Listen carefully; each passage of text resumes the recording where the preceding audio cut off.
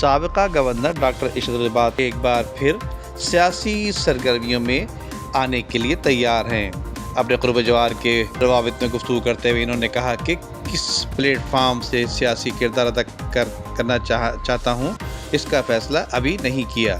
ایسے plate form کی اشد ضرورت ہے جس میں باصلاحیت قیادت مسائل کا حل تلاش کریں۔ ان کا کہنا تھا کہ میرے MQM لندن کی طرف مائل ہونے کا تاثر بالکل غلط اور مزے کا خیز ہے۔